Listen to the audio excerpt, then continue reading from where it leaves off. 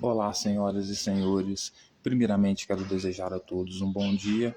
Com isso, dizer que o diabo é bom e me apresentar. Prazer, esse que vos fala é conhecido como Deus Saturno. Sou a encarnação do Deus Saturno, portanto, sou o Deus, o Senhor da fertilidade, o Senhor da disciplina, o Senhor da ordem, o Senhor do caos, o Senhor do contrato, o Senhor da aliança, o Senhor da fertilidade, certo? O Senhor da disciplina, o Senhor da sabedoria, certo? E o Senhor da lei, né? Então, eu também quero me apresentar, né? Como Satanás, como Satã, como antiga serpente, como o diabo. Calma, calma, calma, que esses personagens, eles não existem na vida real. Eles são apenas arquétipos, são apenas símbolos. E eu estou aqui representando a encarnação de Saturno, porque eu estou aqui trazendo a sabedoria, a disciplina, a ordem, né, a interpretação, né, do contrato, né, o contrato, né. E por que eu digo isso? Porque eu venho também interpretar como se eu fosse a Suprema Corte da época de Jesus, já que vamos lidar com Bíblia, né? Como se eu fosse membros do farisaísmo, então eu fosse responsável por fazer a interpretação da lei, né? Portanto, exige sabedoria, exige disciplina, né? E por outro lado, eu me apresento como Satã também, porque é assim que Jesus também considerava os fariseus, como Satanás. Por quê? Porque eu me coloco como a oposição ao reino dos céus, às leis de Moisés, eu me coloco como adversário, né? Como oposição ao reino dos céus, às leis de Yahvé, às leis de Moisés, a Jesus, a Salomão e todos os outros que defendem essa doutrina, eu posso dizer que esse regime, né? Então, eu sou contra, né? Então, eu sou tipo fariseu da época de Jesus, conhecido então como Satã e ao mesmo tempo Saturno. Por quê? Porque, embora eu tenha conhecimento, sabedoria das leis de Moisés, eu sou pró-Roma. Então, eu sou um judeu pró-Roma. Então, eu estou servindo ao Império Romano, certo? Então, por isso, diferente de Jesus, né, eu sigo algumas leis, né, judaicas, mas eu preciso da autorização de Roma para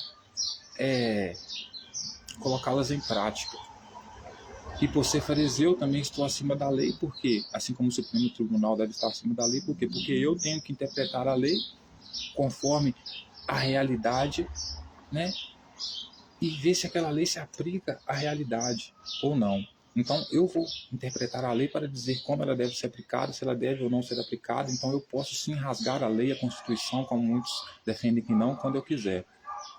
Quando eu quiser, não. Quando eu ver que não, aquela lei é, como é que eu posso dizer, inapropriada para os dias atuais, impraticável, insustentável, né?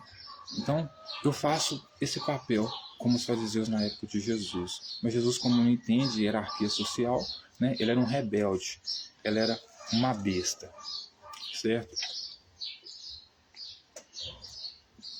E hoje, senhoras e senhores, eu quero convidá-los a dar continuidade e sequência aos nossos estudos, análises e reflexões sobre os textos bíblicos, lembrando que estamos completamente comprometidos com a verdade, com a lealdade e com a honestidade, com o único propósito e objetivo de entender o que o autor quis dizer nos seus textos bíblicos, né, com suas palavras, sem acrescentar ou retirar nenhuma vírgula, certo? Por quê? Porque a nossa interpretação ela é independente, a nossa interpretação ela é racional, a nossa interpretação ela é científica. Então, ela vai observar o objeto, tirar das suas próprias conclusões a partir da análise feita no objeto. Então, só depois de ter montado todo um contexto, né, ter adquirido todo o contexto, ter entendido o texto, né, de uma forma que é plausível para ser discutida, então eu vou atribuir outras interpretações para ver se elas fazem sentido ou não, com a interpretação mais lógica e mais plausível possível do que o autor do texto quis dizer, certo? E por esse motivo, senhoras e senhores, eu digo a todas as senhoras e senhores que a nossa leitura no dia de hoje não está vinculada à interpretação da igreja, certo? E pode ficar de boa, tranquilão. Não está vinculada à interpretação da igreja. Em que sentido? nós não viemos ressignificar a imagem de Jesus. Então, nós não somos patrocinados, não estamos servindo ao interesse de ninguém. Então, nós não vamos transformar a imagem dele num herói como a igreja transformou. Mas lembrando que eu sou um católico apostólico romano, não praticante, mas por seguir tradição de família. Portanto, eu já deixo claro que a minha interpretação é diferente da interpretação da igreja. Então, você precisa entender a diferença do Jesus bíblico com o Jesus da igreja. O Jesus da igreja é ressignificado. O terrorista morto por Roma é transformado em herói, certo? Em Deus. Mas eu não vou atribuir essa interpretação, por quê? Porque eu estou fazendo uma leitura livre e independente, certo? Não estou preso ao patrocínio e interesse de terceiros. Então, a minha interpretação aqui hoje ela vai ser racional, ela vai ser científica e independente nesse sentido. Eu quero entender o que o autor do texto quis dizer, certo? Então, não quero me meter com a igreja, certo? Inclusive, eu sou da igreja católica, certo? Apostólica romana. Não quero me meter com a igreja, mas apenas estou trazendo um lado racional sobre os textos bíblicos, procurando entender o que o autor realmente diz, desvinculado de interpretação de terceiros. Justamente por quê? Porque estamos num período onde estamos lidando com um ascendimento, uma ascensão muito forte, né? Um levantamento muito forte da extrema-direita no mundo. E quem é a extrema-direita? A extrema-direita ela é justamente esse grupo, né, de religiosos que eles são, por sua vez, monoteístas, então estão sempre vinculados a cristianismo, judaísmo ou islamismo, e eles são super fundamentalistas, super radicais, super extremistas, certo? E é assim, se você, como Jesus nos textos bíblicos, se você não ama eles, você não ama o que eles pregam, o que eles dizem acima da sua própria família, mas você não ama eles, o que eles pregam mais do que a sua própria família, então você não é digno deles. Se você não é digno deles, você merece morrer, ser queimado inclusive. Então são pessoas extremamente agressivas, né?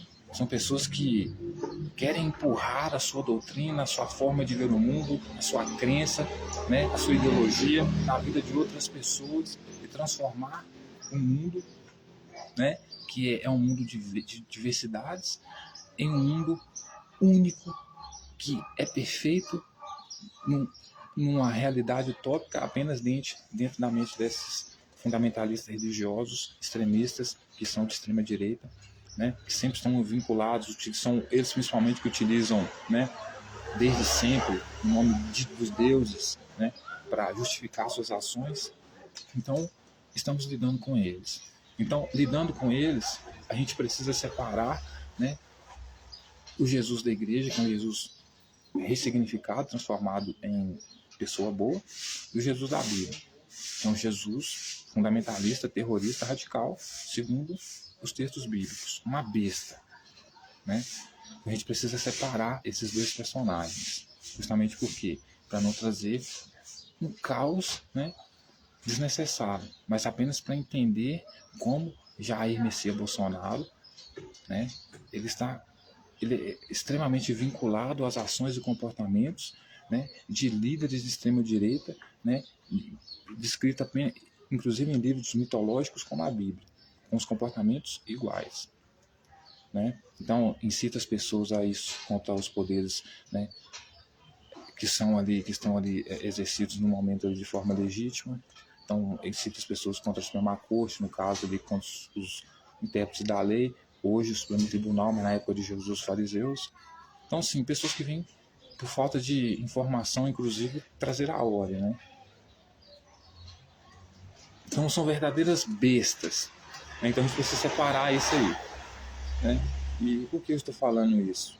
Porque fazendo uma analogia, né, de Jesus, essa patota, com o movimento bolsonarista, que inclusive tem o nome de Messias, né, Jair Messias Bolsonaro, com seus seguidores, no cenário de hoje, com o cenário bíblico descrito aqui, é a mesma coisa. São pessoas que atentam contra as instituições, contra os poderes de sua época, né, pregando que vem trazer um certo tipo de liberdade, mas por trás dessa liberdade deles há um autoritarismo ainda pior, né?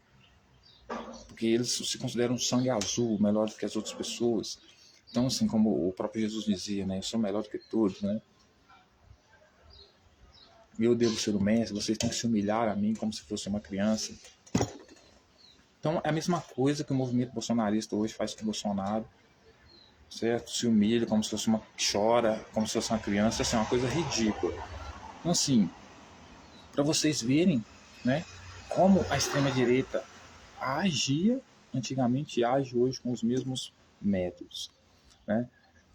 E hoje eu quero convidá-los a analisar o livro de Apocalipse, né, a partir do versículo 13, né, e depois a gente vai falar do versículo 14 em diante, mas aonde João, né, que é descrito como um apóstolo de Jesus, uma pessoa que conhecia bastante sobre Jesus, vai falar sobre um cenário de guerra, porque é isso que se trata Apocalipse. Um cenário de guerra, de fim de reinos, né? Fim dos tempos, fim de uma lei, fim de uma ordem, né? Que inclusive era a que Jesus, junto com seus, né, seguidores, propunha, né? Estabelecer a ordem, acabar com a ordem estabelecida, né? E criar uma nova ordem. Certo? Então, João, no capítulo 13, ele vai falar a respeito de uma besta, né? Como a gente viu no versículo anterior, ele vai falar que a mulher ia dar à luz a um rei, né? Essa mulher que estava grávida vai fugir para o deserto, a gente já falou que a gente sabe que é Maria, né? Não fugiu exatamente para o deserto, mas para o Egito, mas como as autoridades estavam atrás dela, teve que passar pelo deserto, suponho eu, para não ser pego pelas autoridades que procuravam ela. Então fugiu para o deserto, ficou lá, né? Ia dar à luz um rei, né? Dentro desse contexto todo, então era Maria, né? E o dragão resolveu matar o filho dela, que ela iria dar à luz, que inclusive quem tentou matar, né, essa criança que iria ser rei, segundo os textos, é Herodes, né? Tentou matar Jesus quando ele nasceu. Então a gente vê que o dragão aqui era Herodes, né? Na metáfora aqui do Apocalipse, a mulher que estava grávida, que Herodes queria matar, era Maria, o menino que Jesus queria matar, que o Herodes queria matar, que era o dragão aqui, era Jesus, certo? E depois o texto vai dizer que essa besta deu autoridade, esse dragão deu autoridade à primeira besta, que surgiu do mar. Então surgiu do mar, surgiu do povo ali, no caso era Jesus, surgiu como um rei, como personagem de rei, né? Dos judeus. Aí a besta foi e deu todo o poder e autoridade para Jesus, né? E realmente aconteceu isso, colabora, né, com a questão do, né, porque diz que o dragão ofereceu toda a autoridade para Jesus. Quem ofereceu autoridade para Jesus foi quem no deserto, né, na tentação? Foi Satanás. Satanás aqui é o dragão, é a mesma coisa, era Herodes, certo? Mas aí o texto me parece que Jesus recusou, né? Mas aí surgiu uma outra besta, e essa outra besta aqui, e aqui João está falando dos seguidores de Jesus, essa outra besta aqui, porque besta no sentido humano, né, no pejorativo para humano, é a pessoa irracional, burra, né, que não pensa nas consequências. Então Jesus levantou uma outra besta lá, que era Pedro, que operava milagres em nome dele. Aí o texto vai continuar dizendo, né, segundo João, porque sim, senhoras e senhores, João está chamando Jesus de besta, e as senhoras e senhores vão entender por quê. O texto vai dizer que essa besta, o que ela fez? Ela exerceu um tipo de autoridade ali onde as pessoas não poderiam comprar e nem vender se não tivessem a marca da besta. E a marca da besta, o número dela era 666. Aí, esse é o ponto que eu queria chegar, porque essa besta aqui é quem? Jesus. Por que era Jesus, segundo João? Porque Jesus, dentre esses personagens, foi o único que dentro do templo impediu as pessoas no templo de comprar e vender, expulsando todas as pessoas que vendiam e compravam dentro do templo, quebrando a ordem social, porque o próprio texto vai dizer, né, inclusive em Mateus, que ele ele ia com a mãe dele em uma viagem de 3 dias, todo ano em Jerusalém, matar bicho para o perdão dos pecados, né? E era uma caminhada boa, né? Inclusive, por quê? Porque como eles demoravam 3 dias para chegar lá, não fazia sentido eles caminharem com o bicho 3 dias para chegar lá e matar ele. Seria mais fácil ter gente vendendo bicho, né, na porta do templo, para eles poderem comprar e sacrificar lá, do que viajar 3 dias, né, com o bicho. Então, ou seja, Jesus era um cara irracional, era uma besta realmente, né? Por quê? Porque ele impede as pessoas de comprarem e venderem no templo, E também, ao fazer isso, está impedindo que as pessoas continuem a cumprir a sua tradição. Porque aquelas pessoas que vêm de outra cidade, por exemplo, e vão comprar o bicho no templo para matar lá para ser perdoada dos pecados, segundo a tradição, quando elas chegarem lá e não tiver mais ninguém vendendo, como é que ela vai arrumar para matar o bicho, né? E segundo a crença dela, ser perdoada para viver mais um ano? Ou seja, Jesus atrapalha toda a ordem social. E ele foi o único que impediu as pessoas de comprarem e venderem no templo, né? Porque ele inclusive quebrava a lei, né? Ele, os outros tinham que seguir, mas ele e os dele poderiam quebrar. Então, eu vou detalhar mais porque ele é a besta, mas só tô aqui deixando essa introdução aqui.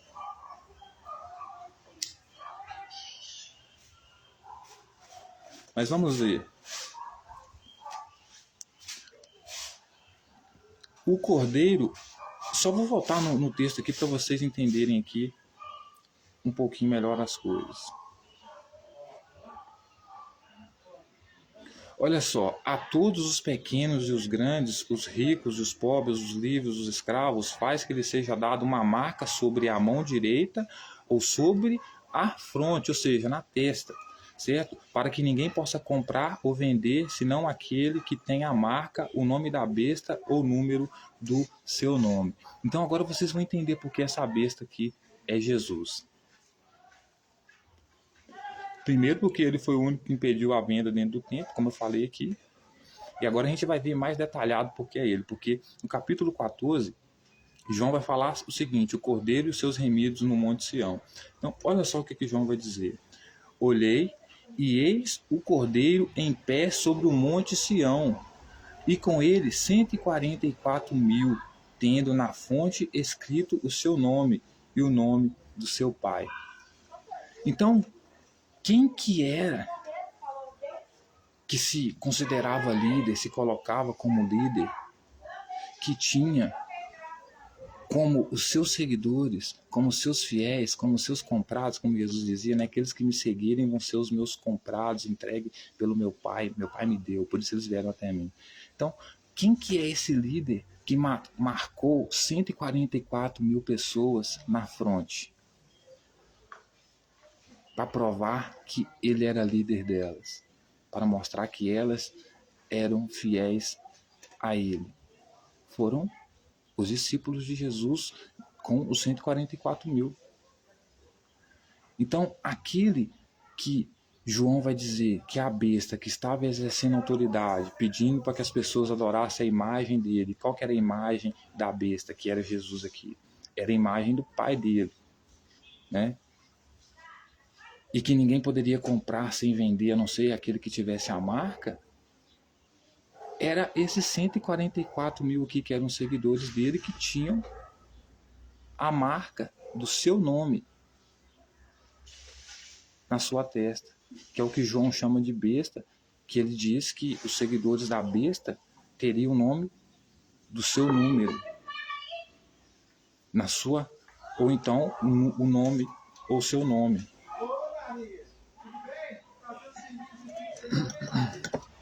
Olha que interessante.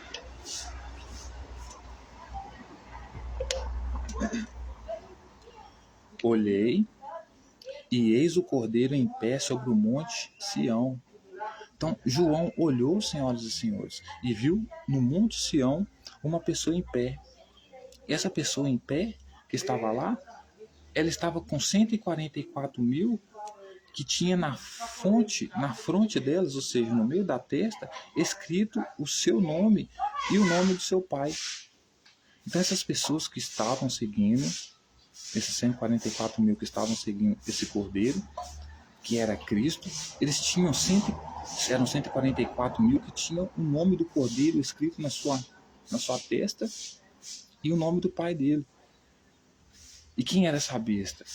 E quem era esse cordeiro? Era a mesma besta que obrigou as pessoas que não seguissem ela de não poderem comprar e nem vender se não tiverem o que na testa? A marca da besta, o nome da besta e da sua imagem. quem que era a besta? Era o cordeiro. O nome da besta era Cristo. E quem que era a imagem da besta? Era Yahvé, a imagem que Cristo representava. Quem João está chamando de besta, no sentido pejorativo para humanos, né? Irracional, pessoa imbecil, arrogante? O próprio Cristo. Olha que interessante. Por isso que eu estou dizendo que a minha leitura, a leitura nossa aqui, ela é desvinculada das interpretações tradicionais e convencionais da igreja. Por quê? Porque nós queremos entender o que o autor disse e não o que as pessoas dizem que o autor diz. Certo? Aí ele vai dizer o seguinte: ouvi uma voz no céu como voz de muitas águas, como voz de grande trovão. Também a voz que eu vi era como de harpistas quando tangem as suas harpas. Então ele ouviu cânticos no céu. Como eu já disse, o céu aqui, para os judeus, é uma representação da corte judaica. Então os anjos aqui são como os exércitos, soldados, polícia, entregador de intimação. Tanto que quem levou o recado para Maria foi quem? Foi um anjo, né? E você também vai ter as outras autoridades lá, como o rei, como o sacerdote, como escriba, fariseu, ancião, né? Tem o povo também.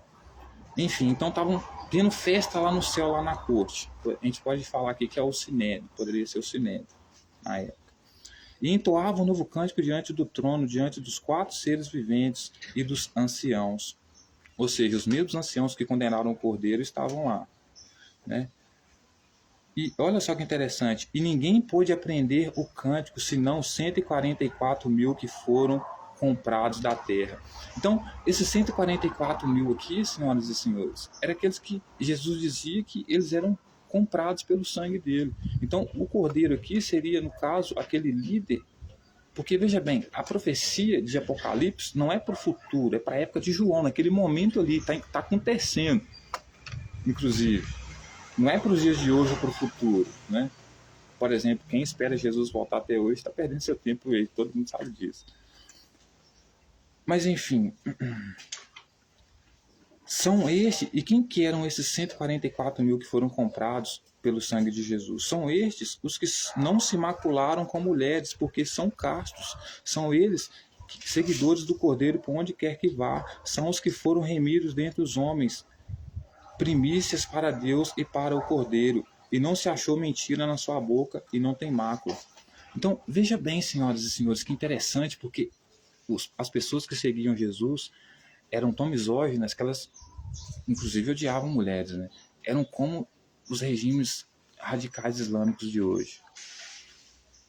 Só que aqui a diferença é que eles esperam ter mulher como recompensa após a sua batalha, né? Mas os seguidores de Jesus não, eles não se macularam com mulher, eles eram virgens.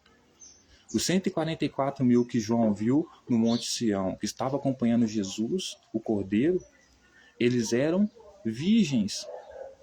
E eles eram eleitos porque eles não se macularam com mulher. Por isso que quando os escribas e fariseus perguntam para Jesus assim, mas Moisés liberou o divórcio. Jesus vai e fala assim, não, para mim é o seguinte, a lei funciona. Não tem divórcio para mulher. Adulterou, a mulher tem que ser apedrejada. Porque é assim que manda a lei. Certo? Aí os discípulos vai e falam com ele assim, mas desse jeito então é melhor não casar. Aí ele vai e fala assim, mas não é assim como funciona a nossa hierarquia, nesse sentido que ele fala, ou seja, um líder não pode se relacionar com uma mulher. Por quê? Porque a liderança de Jesus, ou seja, o que Jesus defende, a política de Jesus, os que seguem ele não devem se relacionar com mulheres. Por isso os que seguiam ele na época de João, que eram 144 mil, que João vai dizer que é besta, porque, segundo João, besta é aquela que mandava as pessoas marcar o nome delas, da besta, na sua cabeça, na sua testa ou na sua mão, e não podia comprar nem vender se não tivesse a marca da besta. Depois ele vai dizer que as pessoas que tinham a marca, né, na sua testa, que ele conhecia, eram seguidores do Cordeiro, que eram 144 mil. Então essas bestas, né, que era tanto o Cordeiro quanto 144 mil, né, eram pessoas que eram eleitas e eram compradas, que aderiram ao movimento de Jesus, né, para trazer o que? O reino dos céus. Por quê? Porque eles não se relacionaram com mulheres. Agora, eu não sei se ele está quebrando a lei aqui ou se ele realmente está colocando acima-se da lei, né? Porque se ele defende realmente a lei, inclusive a lei diz que o homem que se casar não pode se separar da mulher, né? E o próprio Deus que ele defende diz que o próprio Adão não poderia ficar sem mulher porque não era bom que o homem ficasse só. Então, como ele pode defender o reino dos céus, né? Defendendo que seus eleitos, os seus escolhidos, fossem pessoas que fossem basicamente misóginas, né? Porque essas pessoas não gostam de mulheres, né? Veja bem, você é uma sociedade, né, de 144 mil pessoas, onde essas pessoas não têm nenhum tipo de relação com as mulheres. Isso para mim é completamente anormal, né? Eu não.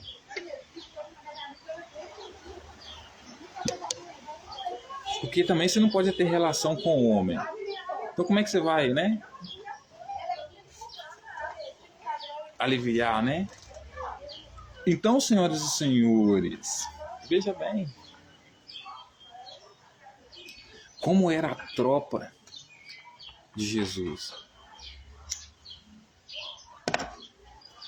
Uma tropa de 144 mil virgens, que nunca teve uma mulher, nunca transou com mulher nenhuma na vida, que tentava exercer algum tipo de autoridade sobre os outros, onde ninguém poderia comprar e vender, senão eles que nunca transaram na vida, porque os outros não tinham a marca de Cristo na cabeça. Então, de novo, Jesus era tão radical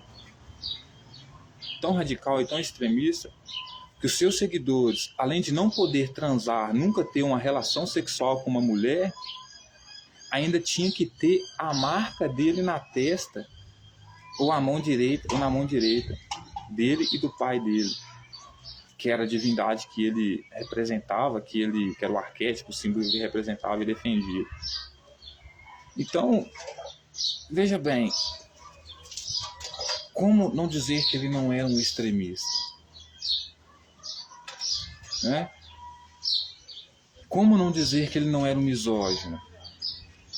Porque o próprio rei Salomão, que defende o reino dos céus como ele, acredita que o trabalhador que está debaixo do sol tem que receber apenas um prato de comida, um copo de vinho e uma mulher como pagamento do seu trabalho.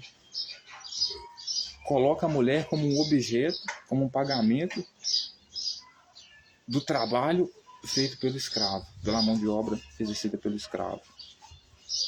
Então, essa é a extrema-direita. Essa é a misoginia da extrema-direita que reina há milênios. Mulher serve apenas para sexo. E quando nasce feia e não serve nem para sexo, Tchelão, o que acontece com ela? Bom, mano, eu não queria estar no lugar dela.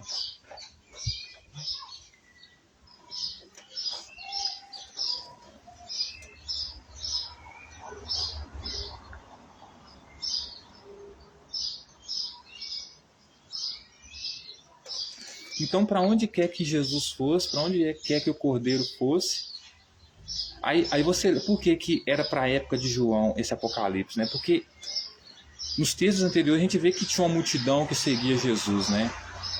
Então, aqui João no Apocalipse, como a multidão estava seguindo ele, ali estava acontecendo aquela coisa toda, assim como hoje, né? A multidão segue Jair Messias Bolsonaro, mas na época de Jesus, a multidão que seguia ele era, portanto, uma multidão de 144 mil virgens, certo? Que como Jesus entrava no templo e impedia que as pessoas vendessem e comprassem dentro do templo, e esses 144 mil virgens que nunca se macularam com mulheres, tinham, como muito radicais, extremistas e submissos que eram, o nome de Jesus registrado na sua testa, como se fosse um gado realmente, um animal realmente que você marca e fala, esse gado aqui é meu, e não é à toa que ele chamava as pessoas que seguiam ele de ovelha. Porque é isso que você é para eles, um animal. Animal. Você não é um humano, você é uma ovelha. Interessante a forma como eles politicamente se lidam com as pessoas, né?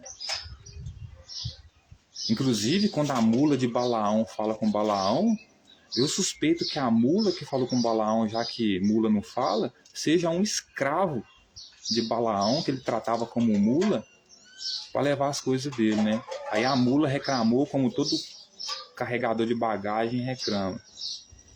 Porque quando alguém vai fazer um show com o piano, alguém precisa subir as escadas para levar o piano. Quem vai ser? Uma mula com 2 patas e 2 braços?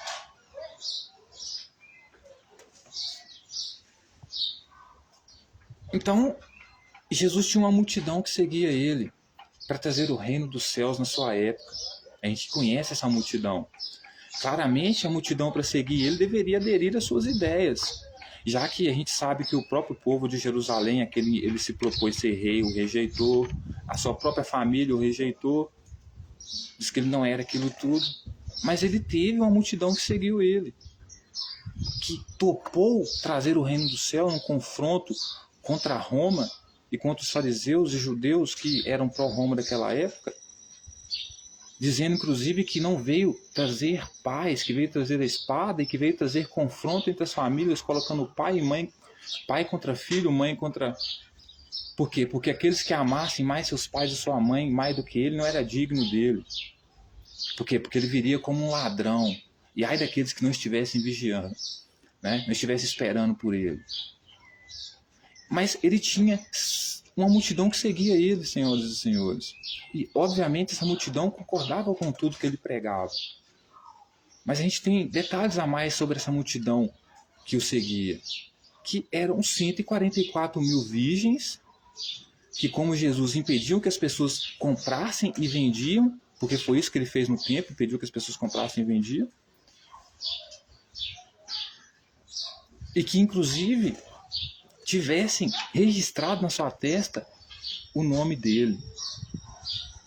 Então veja que João está chamando de a besta que obrigou com que as pessoas tivessem o nome na cabeça em reverência a ela para poder comprar e vender. Era o próprio Jesus, que era o próprio Cordeiro, que dentro dessa narrativa e dentro desse contexto de 144 mil que seguiam ele, eram os que tinham a marca na cabeça com o nome dele.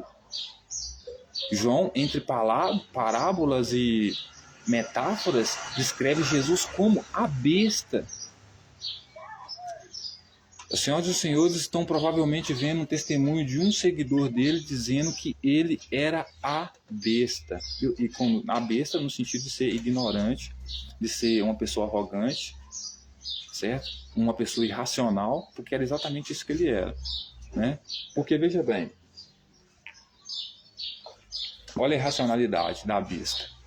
Ele vem defender as leis de Moisés. Primeiro ponto.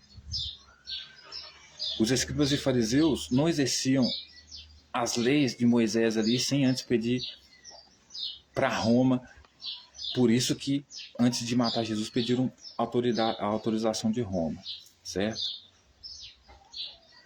Mas veja bem, eles não poderiam exercer as leis judaicas sem pedir autorização de Roma. Tanto que na questão da mulher adúltera, veja bem, Jesus, o que ele faz? Ele, ao dizer que porque ele defende a lei de Moisés, ele diz que aquele que não tem pecado atira a primeira pedra.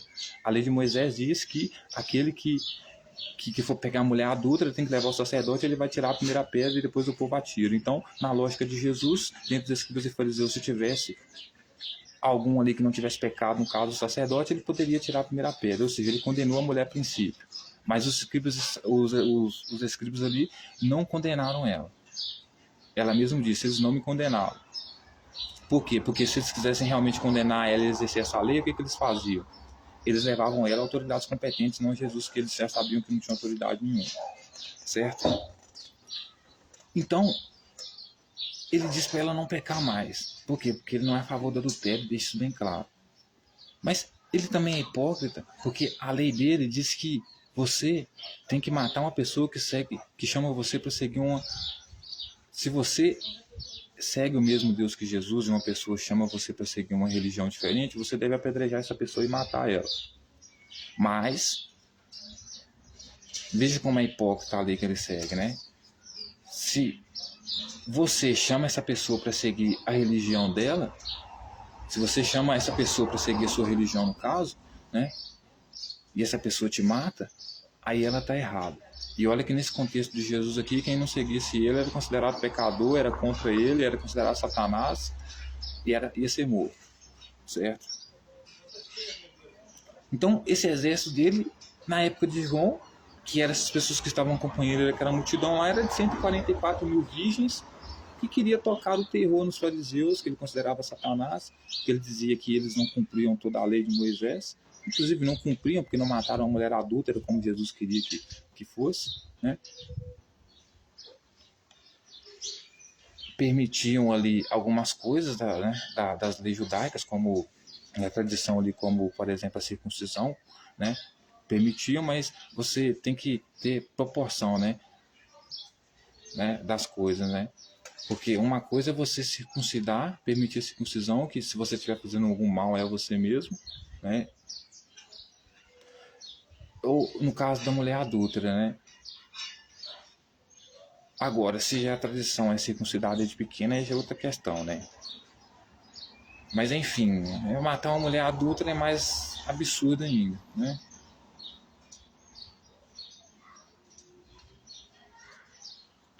Então ele vai dizer que são eles que não são eles seguidores que vão para onde Cristo vai, certo? O Cordeiro vai, e são os que foram remidos dentre os homens, primícias para Deus e para o Cordeiro. Então, desde o começo, são eles que são escolhidos. Os escolhidos do Cordeiro e de Deus são uma multidão de 144 mil na época de João, que João presenciou e viu, que era a multidão que seguia Jesus, certo? E esses 144 mil eram pessoas eleitas por ele porque nunca se macularam com mulher, nunca se relacionaram com mulher, né? E por quê? Porque eram tão submissos e tão, né, que tinham marcado em suas testas o nome do Cordeiro e do Pai do Cordeiro, né? Por isso João chama ele de besta, né? Esse aqui é a besta, né? Aí ele vai dizer, né, continua dizendo no versículo 6: Vi outro anjo voando pelo meio do céu, tendo um evangelho eterno para pregar aos que se assentam sobre a terra, e cada nação, tribo, língua e povo. Então ele vai dizer que viu outro anjo voando pelo céu, voando aqui meosurvo, né? Porque ele está falando sobre metáforas, né? Ele poderia dizer andando, né? Mas ele viu assim alguma autoridade ali dentro da corte, dentro do sinédrio ali andando, né? Com o evangelho eterno para pregar os que se assentam sobre a terra, e cada nação, tribo, língua e povo. Então, assim, para você ver que era a época dele, né? Porque tribo, né? Nós não temos tribos hoje. Nação, né? E por quê? Porque eles tinham um entendimento como nação, né? Como você tinha, por exemplo, o Egito ali, né? O Egito era uma nação já, né? Para eles. Outros povos diferentes, era outra nação, outro povo, certo? Aí dizendo em grande voz: temei a Deus, dai-lhe glória, pois é chegada a hora do seu juízo, e adorai aquele que fez o céu e a terra e o mar e as fontes das águas. Então esse anjo, né, provavelmente era um anjo que defendia o reino dos céus junto com Jesus, veio anunciar aqui o tal evangelho que era que todo mundo esperava, ou esses 144 mil esperavam, né, a respeito da vinda de algum Messias, algum rei para eles. Então esse anjo avisou para eles que estava chegando o dia do grande juízo. Então veja que o dia do grande juízo ao qual Jesus se referia não era nunca para os dias de hoje, muito menos para daqui alguns anos. Era justamente para a época de João ali, naquele momento, coisa breve, estava acontecendo, ia ser amanhã basicamente, talvez daqui a pouco, certo? Aí a segunda voz: seguiu-se outro anjo, segundo dizendo: caiu, caiu a grande Babilônia, que tem dado de beber todas as nações do vinho da fúria da sua prostituição.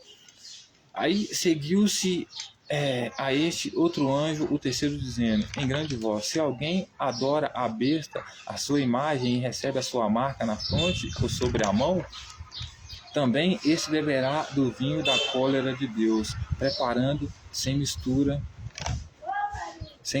do cálice da sua ira, e será atormentado com fogo e enxofre diante dos santos anjos na sua presença e do Cordeiro. Então, veja bem, né? Dentro do céu ali estava sendo uma discussão ali, na época de João ali, no Apocalipse que João descreve aqui. Eu acho que inclusive isso aqui pode ser que no momento que iria acontecer a prisão de Jesus ali e toda aquela questão, a morte dele, estava tendo discussão dentro do céu, certo? Aí houve uma terceira voz dentro do céu, né? E essa terceira voz aqui, né, era de um anjo. O anjo também era uma autoridade ali. Por exemplo, o anjo poderia ser até um fariseu ali dentro da corte ali, ou sei lá, qualquer soldado dentro da corte ali, que também era pró-Roma, né? Por causa do que eles vão falar aqui, né? O que a terceira voz diz, né? Seguiu-se a este outro anjo, o terceiro dizendo. Então teve um terceiro anjo que disse. O que ele diz em grande voz? Ou seja, ele gritou: se alguém adora a besta e a sua imagem, então se alguém, um anjo se levantou e disse, se alguém adora a besta, quem que é a besta? Jesus. E a sua imagem, quem que é a imagem da besta? Yahvé. Jesus, por quê? Porque Jesus dizia que ele era basicamente, né, porque Deus tinha dito no Testamento, no Gênesis, né, fez o homem a sua imagem e semelhança. Né? Jesus, para se colocar rei dos judeus, ele era a imagem e semelhança do pai dele. Né? Então, a imagem aqui que Jesus estava obrigando as pessoas a adorar, e ele era a besta, era o pai dele. Por quê? Porque nem todas as pessoas que eram judeus da época de Jesus adoravam Yahvé. Apenas algumas pessoas da tribo de Judá lá, né? Mas o povo de Jerusalém, tanto que você vai ver vários profetas, né, condenando o povo de Jerusalém, dizendo que eles adoram outros deuses, enfim, né? Então esse terceiro anjo surgiu com grande voz, né, ali dentro do céu, né? Ou seja, dentro da Suprema Corte ali da época, né, dizendo que quem adora a besta e a sua imagem, ou seja, quem adora Cristo e a sua imagem, ou seja, o Deus que Cristo está defendendo, e recebe a marca na fronte ou sobre a mão, quem recebeu a marca na fronte? Foram 144 mil que Cristo elegeu. Né? Eles receberam os 140, foi esses 144 mil que receberam a marca na cabeça, na fronte, certo? Então, esse anjo que está dentro da corte ali, no céu, ele surge, porque ali é como se estivesse tendo um concílio ali, né? Um julgamento colegiado ali para julgar o cordeiro, né? Aí, um desses anjos vão levantar lá, porque ali você vai ter gente que vai defender Jesus, né? E você vai ter gente que vai ser contra. Aí vai ter a primeira voz que se levanta, a segunda voz que se levanta, a terceira voz que se levanta, né? Uma a favor, outra contra, outra a favor, outra não se decide. Mas a terceira voz que se levantou disse que quem adorasse a besta e a sua imagem, então quem adorasse Jesus e Yahvé, e tivesse recebido a sua marca na fronte ou na mão, ou seja, quem fosse aqueles 144 mil, que foram eles que receberam a marca de Cristo e do Pai dele na fronte, como disse João no Apocalipse, vai dizer que também esse beberá do vinho da cólera de Deus, preparando sem mistura do cálice da sua ira. E será atormentado com fogo e enxofre diante dos santos anjos e na presença do Cordeiro. Então, assim, a terceira voz que grita dentro da corte, dentro do céu, diz que os seguidores de Cristo, porque os seguidores de Cristo foram quem tiveram a marca de Cristo, o nome dele na testa, que eram os virgões. Então 144 mil virgões que seguiram o Cordeiro, eles iriam beber do vinho da cólera de Deus. Deus ali era quem? O imperador, né? Pilatos, né? Preparando sem mistura o cálice da sua ira. Então, ou seja, eles, os seguidores de Cristo, os 144 mil que adoraram ele, que tiveram como gado sua testa marcada por ele, eles iriam beber da ira de Deus. E seriam atormentados com fogo e enxofre diante dos santos anjos e na sua presença do Cordeiro. Então, ou seja, o próprio Cordeiro, que era a besta, que quem marcou esses 144 mil na época de João, que era a multidão que seguia ele iria ver, ele iria presenciar, certo? Ele iria presenciar os seus serem mortos. Por quê? Porque era o que aconteceu quando ele morreu. Acredito que não só os seguidores de Jesus, como João e os outros demais, mas também a multidão que seguia, teve algum tipo de punição. Creio que a punição foi tão severa, né, que eles tiveram que se submeter a Roma e aos judeus, porque quem matou Jesus, os seguidores de Jesus, foram judeus e romanos, todos pró-Roma. Porque Roma era a potência da época, né?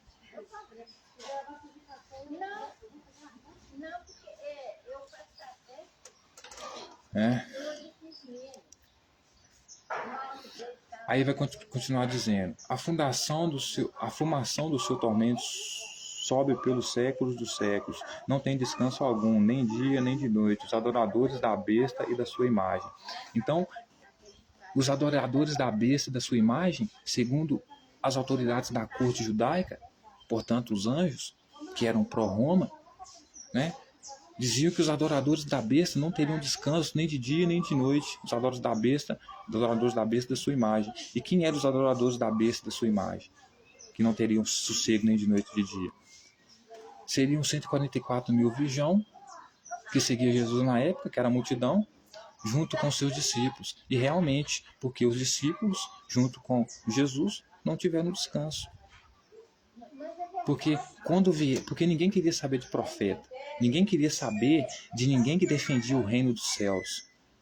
Porque quando você fala do reino dos céus, você está falando da morte de homossexuais, da morte de mulheres adultas, você está falando da morte de crianças desobedientes aos pais, você está falando de aceitação do estupro, porque você obriga uma mulher a se casar com um homem que a violentou, que a estrupou, sem nunca mais poder separar dele. Você é contra a mulher em todos os sentidos, porque você tem que aceitar na lei que a mulher é podre, que ela é podre, certo? Por quê? Porque ela menstrua, então ela é imunda, ela é podre, certo? Então, você aceitar o reino dos céus é você aceitar tudo isso. Você aceitar os profetas que trazem o reino dos céus é aceitar tudo isso. Então, os judeus, né, e todos os outros que ali viviam, né, que não defendiam o reino dos céus, mesmo que não defendiam Roma, né, mas que acreditavam em outra coisa, né, que não acreditavam em Yahvé, eram contra profetas. Porque o profeta é o cara que sai gritando no meio da rua como um evangélico doido aí, que você vai morrer por causa do seu pecado, se arrependa homossexual, se arrependa sei lá quem. Ou seja, é o cara que quer, né, impor sobre você a sua crença, né, o seu modo de viver, te vincula à religião dele. Você não tem nada a ver com a religião dele, mas no mundo louco dele, você está vinculado à religião dele, mesmo que você nem saiba da resistência da religião dele, ou da crença dele. Certo? Então, todos que aceitaram a marca de Jesus, que concordaram que ninguém poderia comprar e vender no templo se não tivesse a marca dele, porque quem tinha a marca dele poderia comprar e vender no templo porque era escolhido dele, né? Então poderia vender no templo. Mas os que não era dele, né, aí não poderia vender no templo, nem comprar nem vender no templo, porque não tinha a marca dele, não era dele. Então, todos esses que concordaram com Jesus, que concordaram com essas práticas de Jesus, foi determinado por uma autoridade, por um anjo da corte, né, dos céus, que eles não tivessem sossego nem de noite nem de dia. Então, a perseguição contra... Por isso Jesus manda comprar, vender a capa e comprar a espada. Diz para os seus discípulos que quando eles forem pregar o reino dos céus, não é nem para ficar na casa das pessoas muito tempo, porque não daria nem tempo. Por quê? Porque a perseguição aqui era sinistra, cara. Porque você deixar com que pessoas como Jesus e seus discípulos tomem o poder é colocar a vida de muitos em risco. Como eu disse, de crianças, mulheres, homossexuais. Não, isso nunca vai ser contado para você, principalmente na igreja.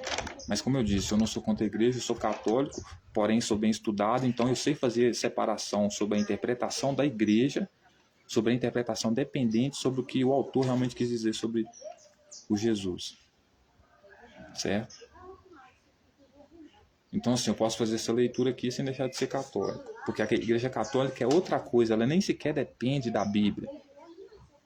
Ela não se baseia na Bíblia, mas sim no credo, na autoridade. A igreja católica não é uma igreja milenar, ela é uma igreja do Império. Assim como o Templo de Jerusalém passou a pertencer ao Império Romano na época de Jesus, a igreja católica hoje pertence ao Império atual. Eu poderia dizer que é estadunidense, mas deixa abaixo.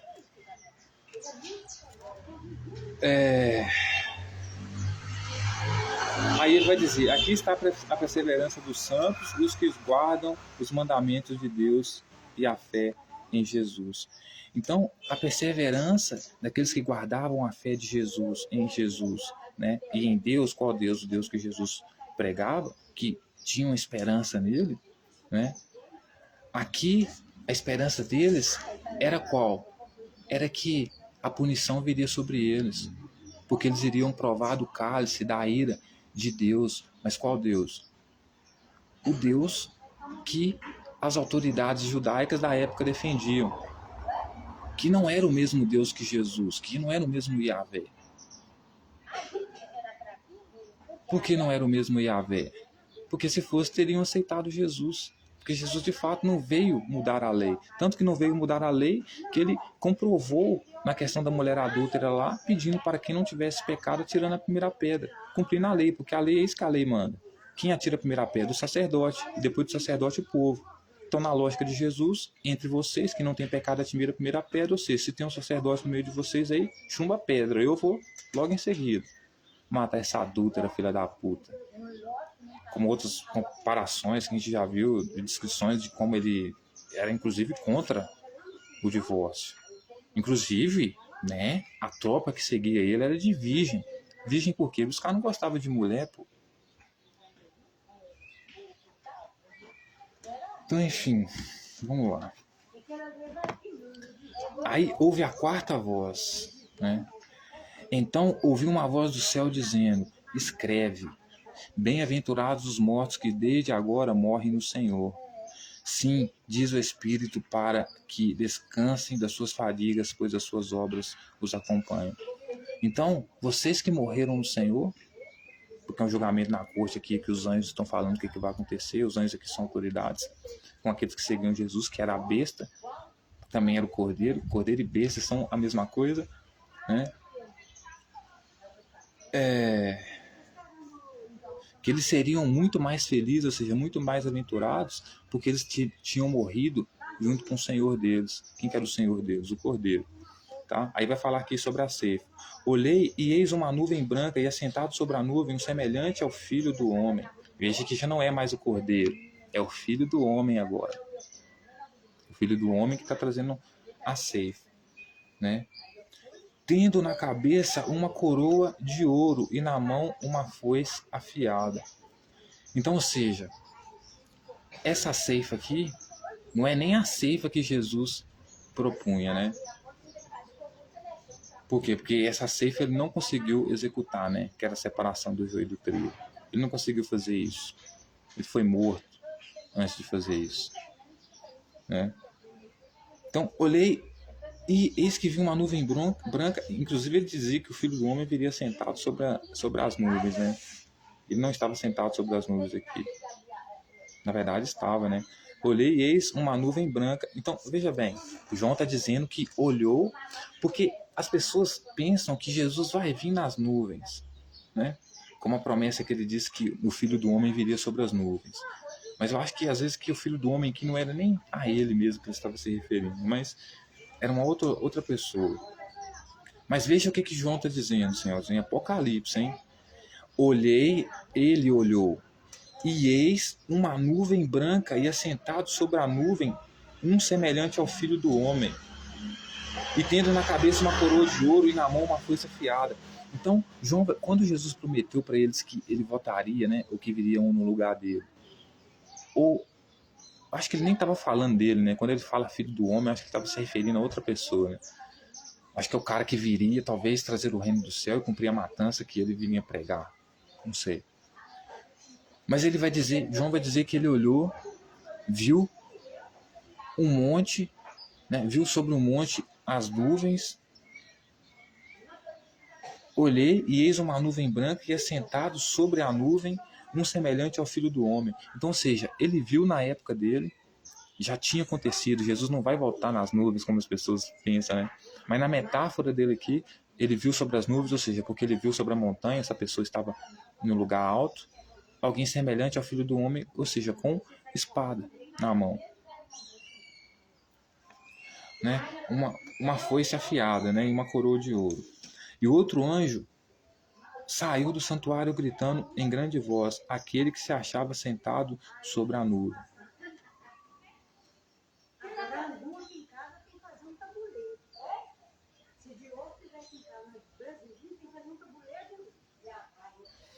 Então apareceu um outro anjo, né, que gritou para aquele que estava sobre as nuvens, que segundo João ela é semelhante ao Filho do Homem. Veja, semelhante, ser igual, não é ser o mesmo. Se Jesus, quando dizia que ele viria ceifar, né, porque ceifar aqui é matar, né, e ele viria sobre as nuvens, né, o fato de João dizer que vem ver um filho do homem aqui e é semelhante, ver uma pessoa que é semelhante ao filho do homem, o fato de parecer não necessariamente quer dizer que João teve a comprovação que era, mas que parecia o filho do homem, certo? E ele veio sobre a nuvem, um anjo que estava com ele, ou seja, uma autoridade lá da corte, falou: toma sua foice e ceifa, pois chegou a hora de ceifar, visto que a seara da terra já secou, e aquele que estava sentado sobre a nuvem passou a foice sobre a terra, e a terra foi ceifada. Então, ou seja, na época de João, né, naquele movimento de Jesus ali, caso, porque como eu disse para as senhoras e senhores, no movimento de Jesus é o seguinte: morre um, nasce outro, certo? Então, quando ele diz que ele chega com a espada, né, e o anjo fala para ele começar a ceifar que já chegou a hora, pode ser, inclusive, naquela mesma hora que Jesus manda quem? Né? João ou um dos seus discípulos, acho que é Pedro, comprar o quê? Espada. Vende a sua capa e compra a espada. Que inclusive ele vai falar até para os discípulos dele, que os discípulos dele acham que falta muito tempo, né? Falta 6 meses para acontecer a ceifa, né? Ou seja, a matança, né? Separação do joio do trigo, matar o joio e jogar para queimar, né? Que eles acham que falta 6 meses, mas falta muito pouco, é em breve, é logo ali.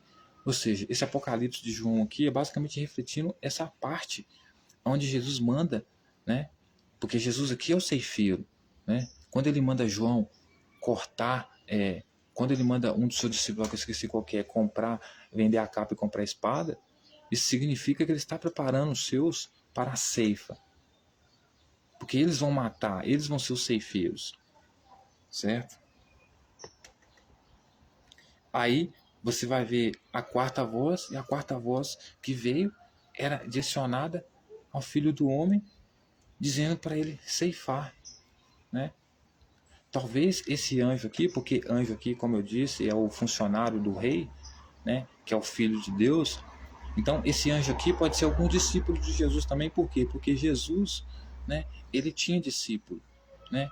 E os discípulos, por serem os seus soldados, os seus mestres, ele, portanto, na hierarquia do céu, né, na simbologia da corte, que é o céu aqui, na representação da corte, que é o céu aqui, os discípulos de Jesus, por ele se colocar como o rei dos judeus, dentro desse contexto, eles poderiam ser anjos também, tá? E João deve estar falando isso aqui por metáfora, por quê? Porque ele não quer que, talvez ele não quer que Roma descubra o que ele está falando sobre Jesus aqui, certo? Porque isso aqui é uma ameaça contra o império, né? Então saiu do santuário que se encontra no céu outro anjo, tendo ele mesmo também uma foice afiada.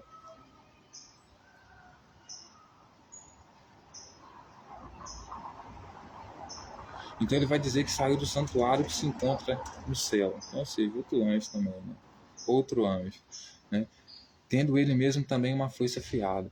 Então, no santuário, começou a sair um monte de gente que defendia Jesus, outros talvez não defendiam, com a espada pronto para matar, né? Por isso ele dizia: eu não vim para trazer a espada, eu não vim para trazer, quer dizer, eu não vim para trazer a paz, eu vim para trazer a espada, eu vim para trazer guerra, né? Para matar os meus opositores. Saiu ainda do altar outro anjo, aquele que tem autoridade sobre o fogo, e falou grande voz ao que tem a foice afiada, dizendo: toma sua foice afiada e ajunta os cachos da videira na terra, porquanto as uvas estão amadurecidas. Então o anjo passou sua foice na terra e vingou a videira da terra e lançou-a no grande largar da cólera de Deus. Ao largar foi pisado fora da cidade, e ocorreu sangue ao largar até os freios dos cavalos, numa extensão de 1.600 estados. Então teve uma batalha desses 144 mil que seguiam Jesus, né? Contra os fariseus, os sacerdotes e todos os outros lá, que aqui Jesus representa eles como Satanás, né? E houve a matança. Jesus matou muita gente, os seguidores de Jesus também mataram muita gente, foi a matança.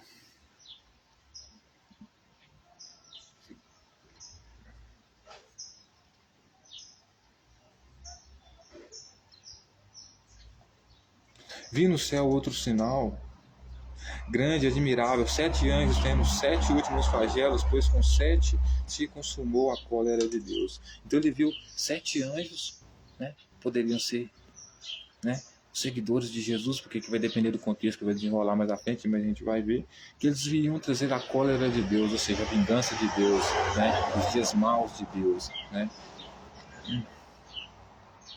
Os remidos entoou o cântico de Moisés e o cântico do Cordeiro. Vi que um mar de vidro mesclado de fogo e os vencedores da besta, da sua imagem e do número do seu nome, que se achavam em pé no mar de vidro, tendo harpas de Deus.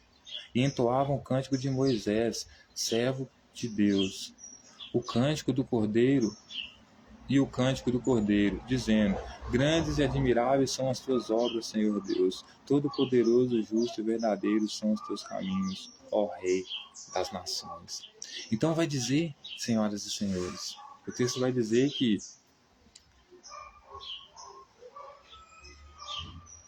ele vai dizer que viu os vencedores da besta. Quem que eram os vencedores da besta? Eram os escribas, os fariseus, os sacerdotes que mataram Jesus, que Jesus aqui era a besta, né?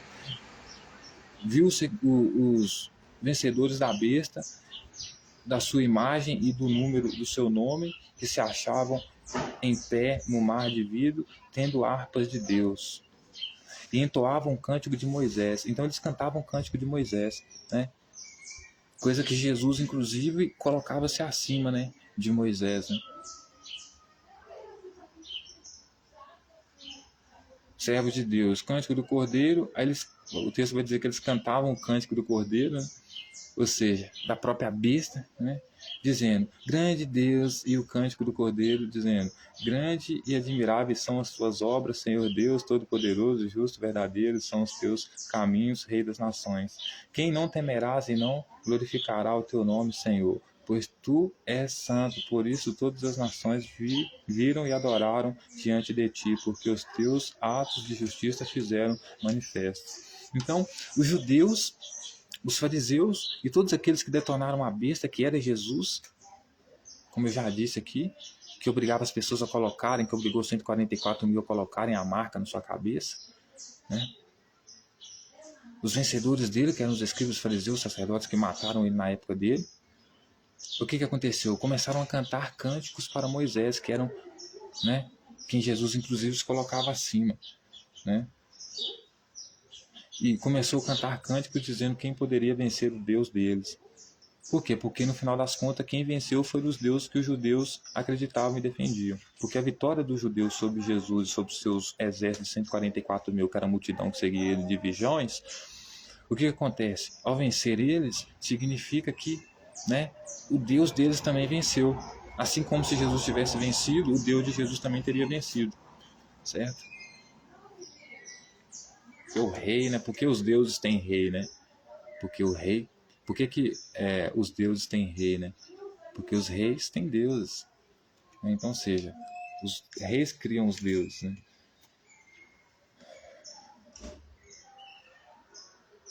Deus envia os flagelos. Tá?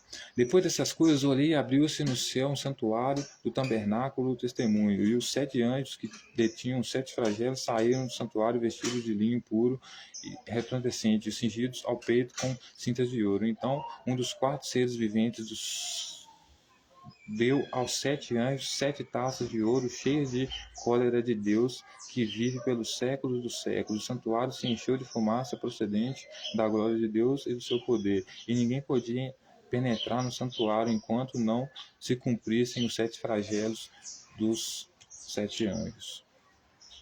Então, ou seja, vai acontecer os flagelos, o Deus dos judeus aqui vai jogar o flagelo, ou seja, o sofrimento sobre a besta, que é Jesus e os 144 mil que seguiam ele.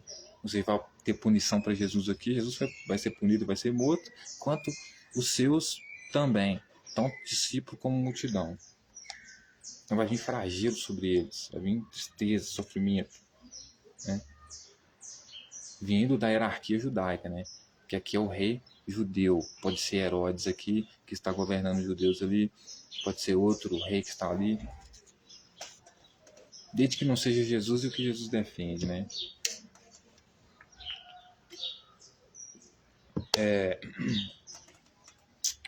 Ouvi ainda no santuário uma grande voz dizendo: os 7 anjos, ides e derramei pela terra as 7 taças de cólera de Deus. Saiu, pois, o primeiro anjo e derramou a sua taça pela terra, e os homens portadores da marca da besta e os adoradores da sua imagem sobrevieram úlceras malignas e perniciosas. Então, ou seja, quem que foram as pessoas que seguiram a besta e adoraram a sua imagem? Quem que teve seguidores ali? Jesus. Então, quem que era a besta? Jesus. Quem que eram os seguidores da besta? Os discípulos de Jesus. E quem que era os seguidores da besta e dos discípulos de Jesus? O povo. Quem que era o povo? Os 144 mil virgões. Certo? Então, os judeus, com a hierarquia, né? Porque fala Deus, mas é o rei que vai punir, né?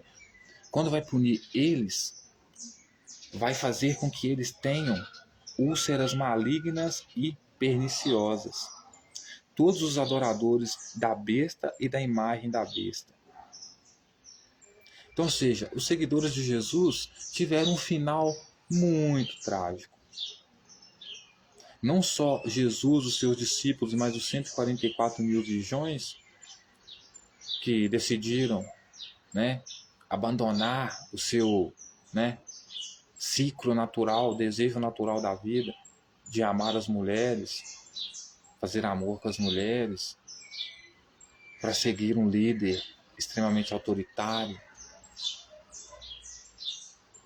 Se dependesse dele, as pessoas morressem de fome, porque para comer no reino dele, para vender e comprar no reino dele, porque é isso que ele fez em Jerusalém, quando expulsou as pessoas para não vender e comprar mais lá, ele estava estabelecendo autoridade lá. Então, para poder comer no reino dele, você precisa comprar e vender, mas para vender e comprar e vender no reino dele, você precisa abandonar as mulheres, ser um dos 144 mil virgens, que tem o nome dele escrito na testa, igual um gado quando é marcado, um boi quando é marcado pelo fazendeiro. Esse aqui é meu. Por quê? Porque o comportamento dele é de tribo, né? É comportamento de medieval, de tribo, caçador-coletor. Você vai ver que as tribos da África do Sul lá, algumas das tribos lá, que eu até esqueci o nome aqui, como que é o nome? Tribo lá da África do Sul, esqueci, mano. Mas eles amarram uma corrente na mulher, os maridos de mulher, no pé, para mostrar para a sociedade que aquela mulher ali é objeto dele.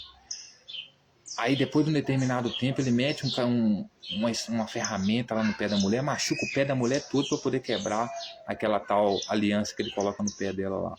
Assim, é um comportamento com as mulheres extremamente inaceitável. Para seres extremamente civilizados, como nós pretendemos ser, se é que já não somos, né? Eu, pelo menos, acredito que sou, né? Mas acredito que muitos também não sejam. Então, para esses eu me refiro. Então, o segundo flagelo, derramou o segundo a sua taça no ar, e este tornou em sangue, como de morto, e morreu todo ser vivente que havia no mar. Derramou o terceiro a sua taça nos rios, nas fontes das águas, se tornaram em sangue. Então ouvi um dos anjos das suas águas dizendo: Tu és justo, tu que eras santo, pois julgaste estas coisas. Portanto derramaram sangue de santos e de profetas, também sangue lhes tem dado a beber. São dignos disso. Porque você vai ter vários tipos de profeta. Porque isso que a gente precisa deixar claro também. Você vai ter o profeta que defende o reino do céu, e você vai ter o profeta que vai anunciar que aquele que está vindo defender o reino do céu está entre nós, que é o que é contra o reino do céu. Então, esse que matou o profeta, certo? Que era contra o reino dos céus, né? Que anunciava que era contra o reino dos céus, esse iria sofrer esses flagelos.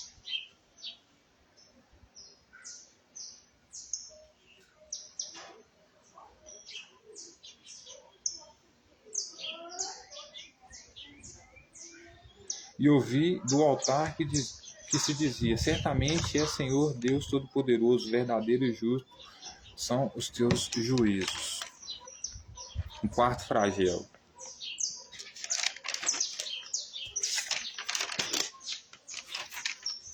O quarto flagelo.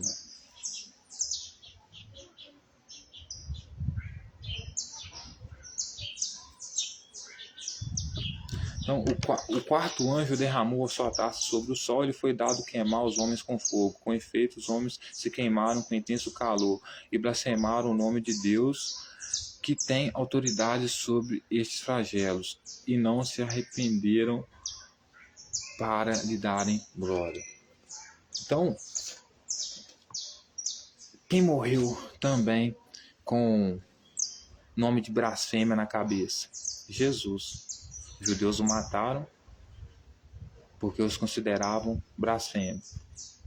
Então, todos esses que seguiam ele, os anjos da corte, soldados da corte, do Sinédrio, que eram pró-Roma, não se esqueçam disso, ao punir esse movimento extremista, né, de Jesus, puniu tão severamente que fez com que todos eles fossem queimados. Porque é o seguinte, era isso que eles iriam fazer, não era? Eles não iriam queimar as pessoas? Então, foi isso que aconteceu com eles. Eles foram queimados.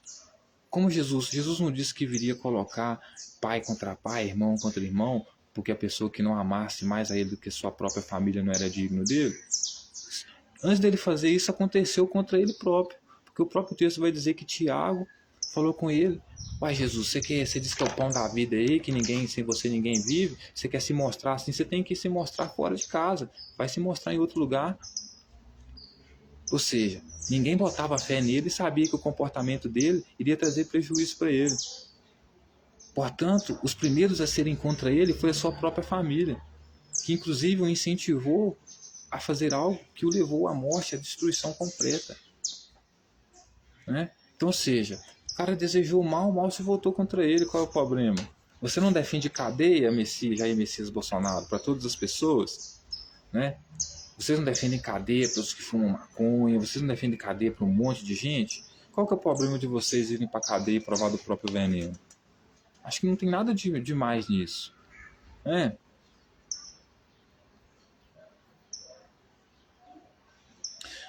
Derramou o quinto a sua taça sobre o trono da besta, cujo reino se tornou em trevas, e os homens remordiam as línguas por causa da dor que sentiam, e blasfemaram o Deus do céu por causa das angústias, das úlceras que sofriam, e não se arrependeram de suas obras.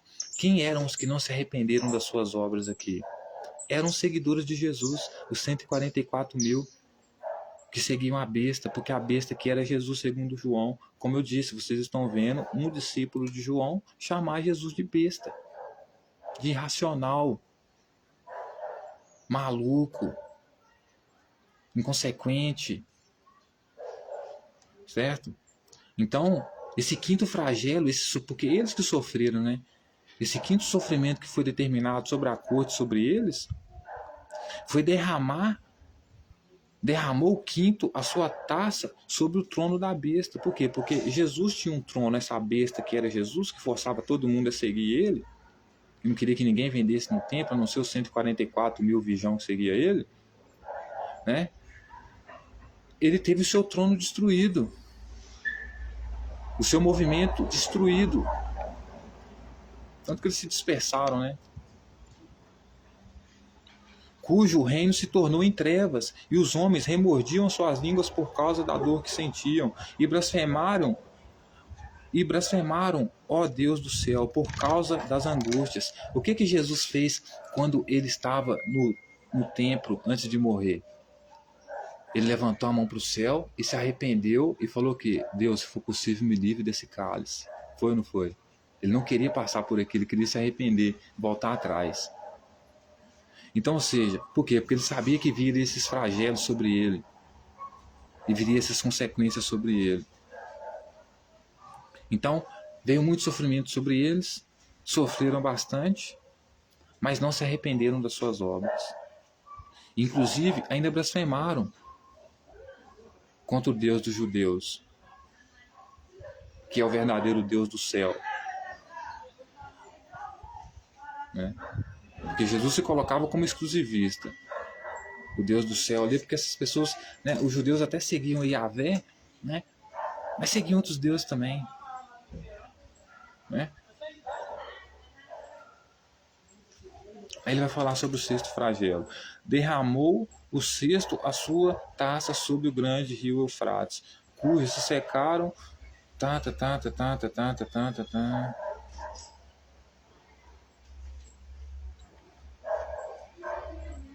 Então, assim, eles sofreram todo tipo de.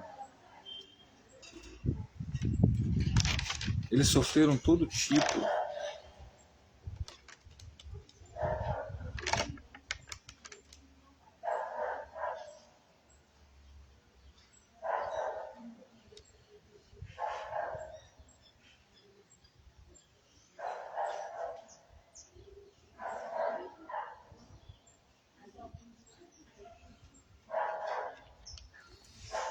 Então, veja bem, Cristo, o vencedor da besta e do falso profeta. Tá? Lá no capítulo 19, versículo 11.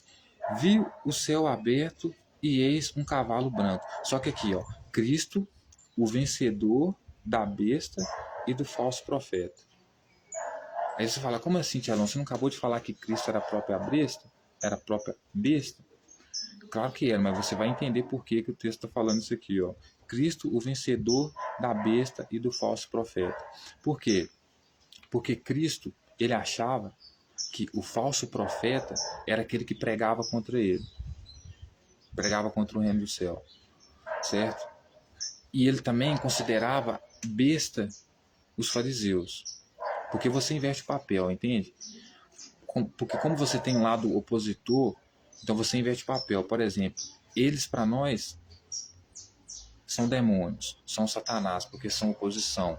Só que nós para eles somos Satanás, somos oposição. Nós somos o céu, a corte, e para eles são o céu e nós somos o inferno, entendeu? É porque inverte as coisas, porque um lado é oposição ao outro,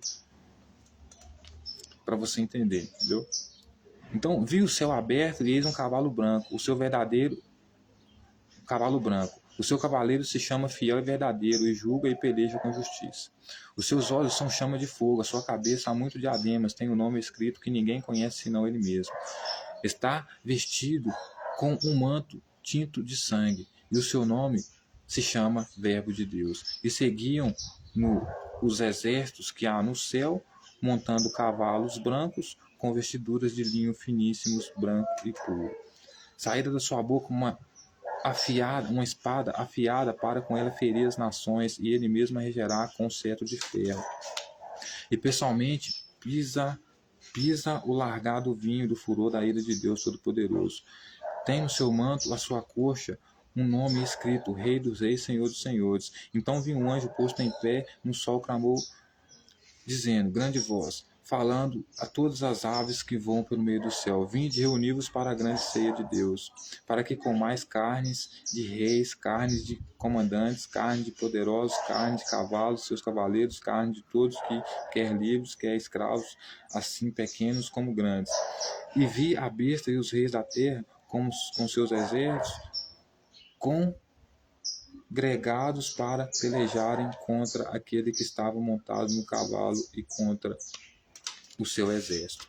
Então, como eles nos chamam de besta, e agora João vai falar a respeito da perspectiva de Jesus ao analisar o cenário naquele momento, né?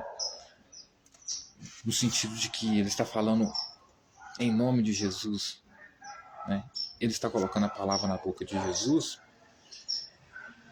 né? Então ele vai dizer que viu o céu aberto, como eu disse aqui, o céu é a corte, né, dos judeus, e eis um cavalo branco, e tinha um cavaleiro montado em cima desse cavalo, que ele veio para trazer a justiça, segundo João. Esse aqui provavelmente era o Messias, e os seus olhos são chama de fogo, na sua cabeça há muito diademas,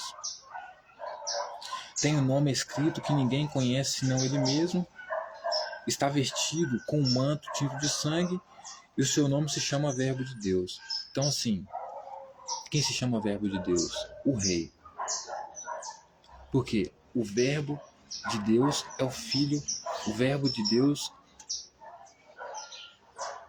o nome dele se chama o Verbo de Deus, a palavra de Deus. Se ele é a palavra de Deus, é porque ele é o que? Ele é o Rei. Então, João está falando que Jesus se aparece no cenário como o Rei, montado num cavalo branco, né?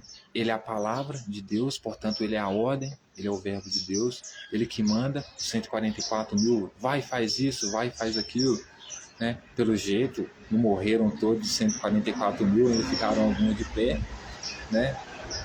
Aí João vai dizer que seguiam os exércitos que há no céu. Então alguns exércitos que estavam no céu seguiam ele, montados em cavalo branco, com vestiduras de branco, de linho finíssimo, branco e puro.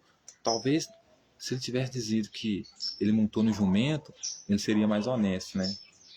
Porque, pelo que nós sabemos, a invasão de Jesus no templo de Jerusalém foi no jumento, não foi num cavalo, né? Quando ele foi se colocar como rei, trazer o reino para Jerusalém.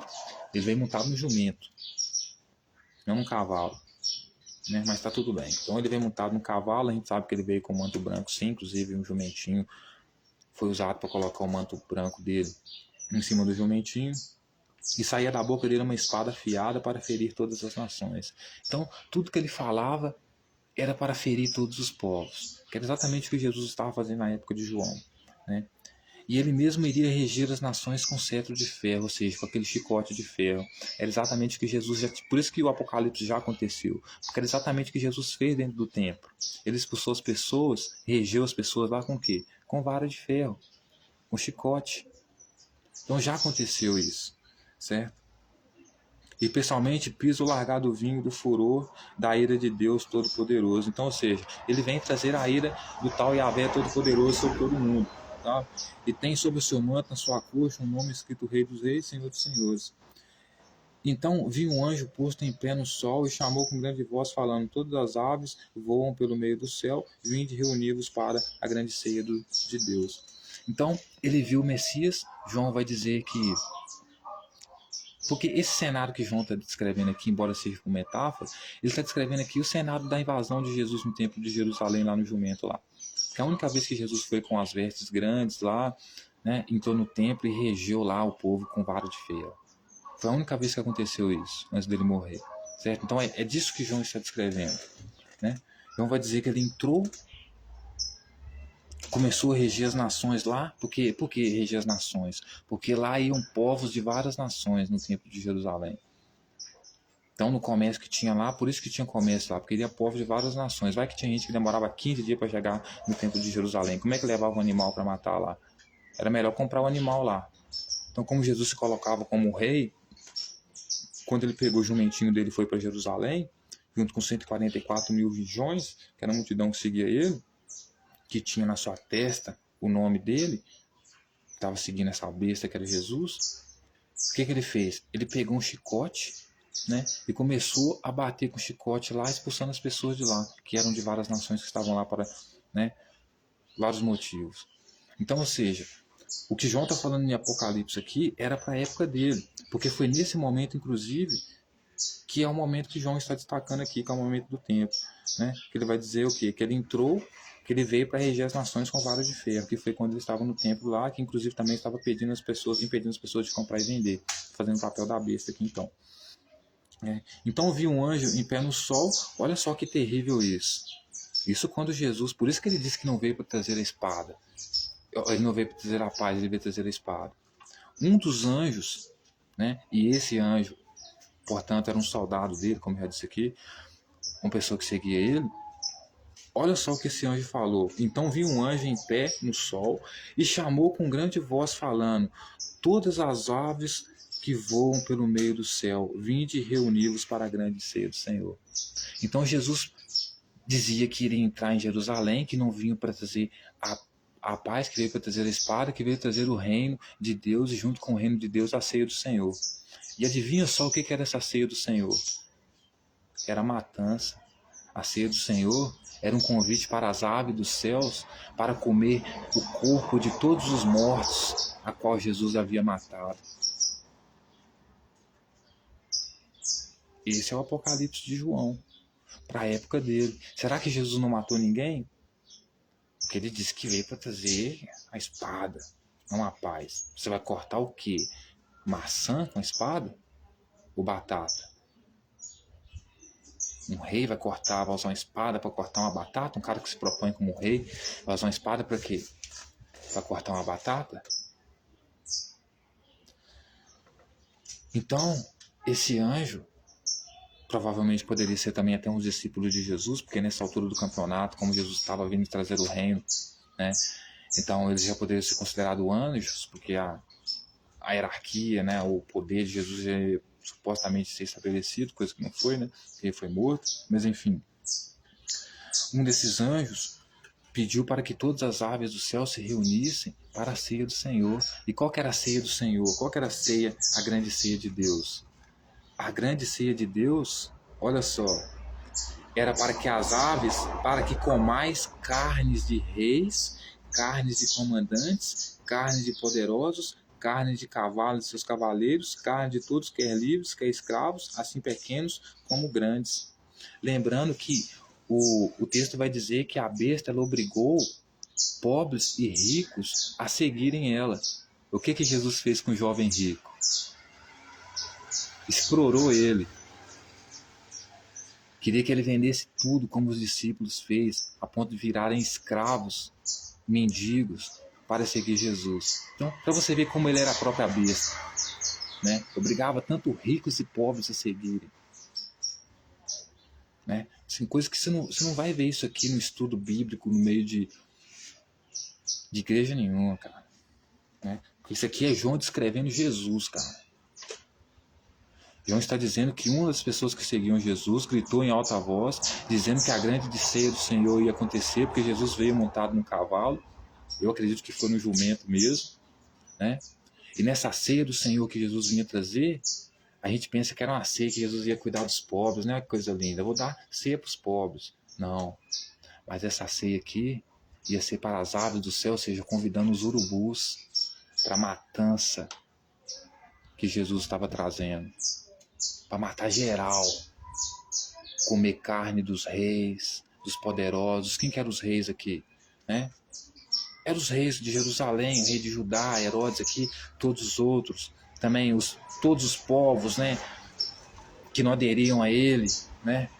Então ele vinha trazendo uma grande ceia. E todo mundo que, como ele mesmo disse, né, que negasse, ele estava negando o pai dele. Se negasse, ele estava sendo condenado. Estava condenado.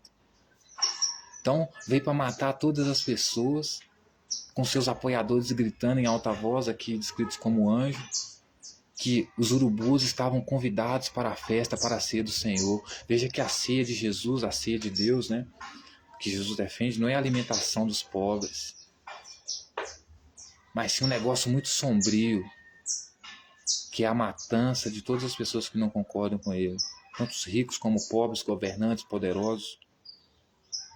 E os urubus são os principais convidados para essa ceia de Deus, porque eles vão ser os únicos que vão comer. E o que eles vão comer? O corpo dos mortos por Jesus e os seus seguidores, seus 144 mil virgões. Porque não pense que quando Jesus foi preso, foi fácil. O terremoto que foi descrito, porque o terremoto que é uma metáfora. O terremoto por quê? Porque a terra tremeu. Por quê? Porque o povo se revoltou. Então, quando Jesus foi preso, esses 144 mil que seguiam ele, com certeza, né, tentaram partir para cima. Né? Então, Jesus, quando veio estabelecer o reino, pelo que João diz, ele matou pessoas. Porque isso não vai vir acontecer, isso aconteceu na época dele. Ele vai dizer depois, tudo isso que eu estou dizendo, eu vi acontecer.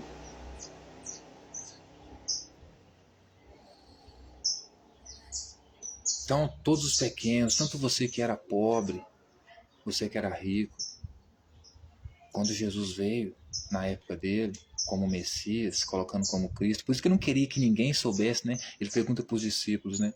Alguém aí que está sabendo que eu sou Cristo, que eu sou o rei? A pessoa, não, ninguém está desconfiando. Por quê? Porque o que ele viria trazer era isso. Matança.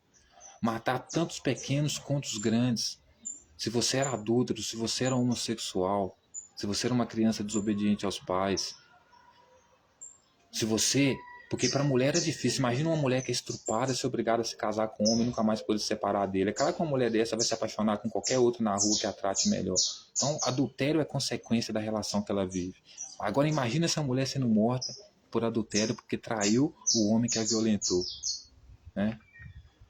Você que não apoiasse essa lei injusta com as mulheres, com os homossexuais e com todos os povos, né, que não se submetessem a ter uma marca na cabeça de Jesus ou adorando, você seria morto. A grande ceia da qual ele traria, você seria o cardápio, você seria a oferenda, você seria a comida. Porque os principais convidados dele seriam o urubu. Você lida com um ser muito sombrio. Isso é lidar com a extrema-direita, senhoras e senhores. Isso é lidar com fundamentalismo, com radicalismo. Então, assim, ele queria jogar as pessoas no fogo, queimar as pessoas que não aderissem a ele. Mas as pessoas que quisessem queimar ele, por causa de serem ameaçadas por ele, então elas estavam erradas? Não sei, né? E via a besta e os reis da terra com os seus exércitos congregados para pelejar enquanto aquele que estava montado no cavalo e contra o seu exército. Então, para João, né? Porque João está descrevendo um cenário aqui, se colocando no lugar de Jesus aqui, ele diz assim, no caso, para Jesus, a besta, né, são os opositores a ele. Então, são os reis, são toda a população que não adere a ele, tanto pequenos quanto grandes, né, etc. e tal. Mas no caso, para nós, no nosso ponto de vista, ele é que é a besta. E no caso, parece que João está do nosso lado. Mas a besta foi aprisionada, e com ela, falso profeta, que com os sinais feitos diante dela, seduziu aqueles que receberam a marca da besta e eram adoradores da sua imagem. Os dois foram lançados vivos dentro do lago de fogo, que arde com enxofre. Os restantes foram mortos com a espada que saía da boca daquele que estava montado no cavalo. E todas as aves se fartaram das suas carnes. Então, assim, na época de João, senhoras e senhores, teve uma matança horrível. Horrível. A besta foi aprisionada, né? Aqui ele não vai dizer qual besta, né? Mas uma dessas bestas foi aprisionada, porque até aqui nós temos duas bestas, uma é Jesus, né? Outra foi aprisionada e com ela o falso profeta, e quem fazia sinais era quem? Era Pedro, né? Pedro era o cara dos sinais, Jesus também era o cara dos sinais, né? Então foram presos, todos eles foram presos. Porque o texto vai dizer assim, que viu a besta, né? Vi a besta e os reis da terra com seus exércitos congregados para pelejarem contra aquele que estava montado no cavalo e contra o seu exército. Então, o exército de Jesus, eles, 144 mil, congregaram com a besta, batalharam com a besta, né? Mas ele vai dizer que a besta foi aprisionada com ela, o falso profeta, tá, com sinais, né, etc.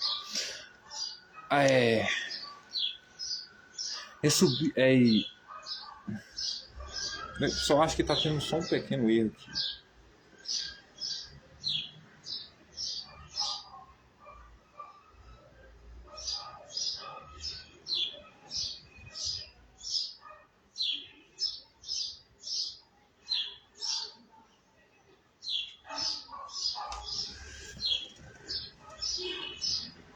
Tá, então a besta e os reis da terra foram batalhar contra Jesus lá, seus exércitos. 144 mil virgens lá. Aí o texto vai continuar dizendo, mas a besta foi aprisionada. Quem era a besta aqui? Nesse sentido de ser aprisionado foi Jesus, porque Jesus que foi aprisionado, né? E com ela o falso profeta. E quem que era o falso profeta? Pedro. Por quê? Porque Pedro era o cara que vinha anunciando a vinda de Jesus, que era o Verbo, certo? Portanto, o rei dos judeus. E com os sinais feitos diante dela, seduziu aqueles que receberam a marca da besta e eram adoradores da sua imagem. Então, com os sinais que Jesus fazia, porque quem fazia sinais era Jesus, certo? Então, ele era a besta que foi aprisionada aqui, né? Porque aqui agora, nessa altura do campeonato, já se tornou guerra de bestas.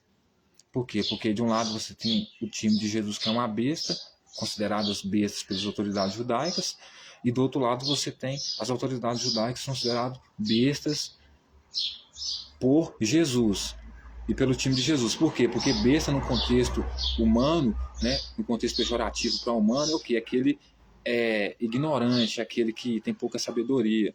Então, para Jesus, os seus rivais têm pouca sabedoria, então, portanto, são bestas. E para os seus rivais, Jesus tem pouca sabedoria, é um burro, idiota, sei lá, inconsequente, porque tem pouca sabedoria. Então, besta para os dois. Os dois aqui, nessa altura do campeonato, os dois são bestas. Então, a besta que força as pessoas a adorarem a ela e a sua imagem é Jesus, que é inclusive a mesma que vem montada no cavalo, do qual os fariseus, sendo bestas e sacerdotes também, descrito por João, estão batalhando contra ele, certo? Aí vai dizer o seguinte, adoradores da sua imagem, e foram lançados vivos dentro do lago de fogo que arde com enxofre. Ou seja, o que eles vinham fazer aconteceu com eles, né? Jesus veio para queimar o joio, aqueles que eram opositores a ele, mas acabou que eles foram mortos, basicamente assim, né? Você está queimando a bruxa no seu próprio caldeirão.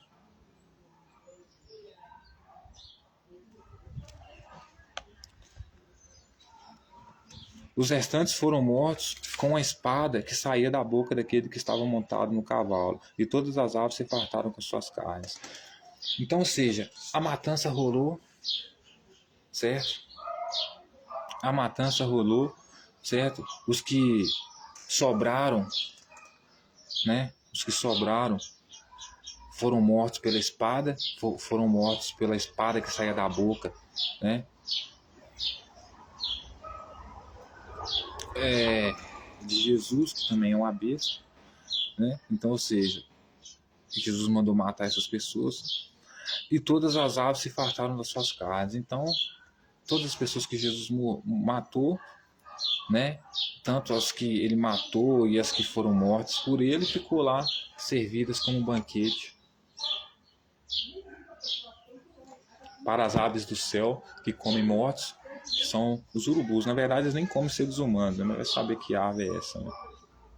Vai saber, essa ave do céu aí é um canibal que eles treinavam lá dentro, lá, mas tinha o cara faminto lá, para quando eles fossem para matança, matar as pessoas, esses canibais aí dessem conta desses corpos aí o mais rápido possível. Nunca duvido dessa gente.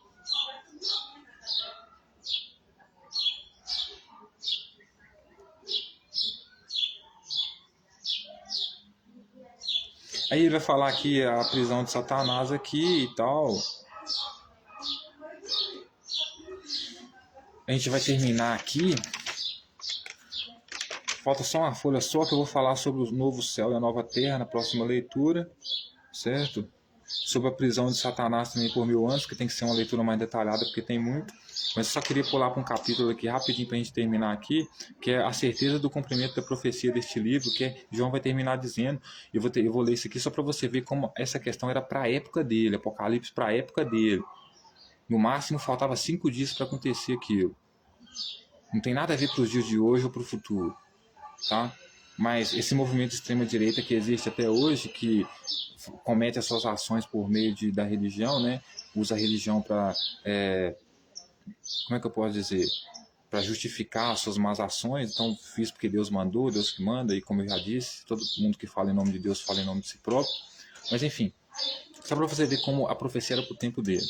Tá? Então, vamos lá para terminar aqui, capítulo 22, versículo 6, que vai dizer assim: a certeza do cumprimento da profecia deste livro.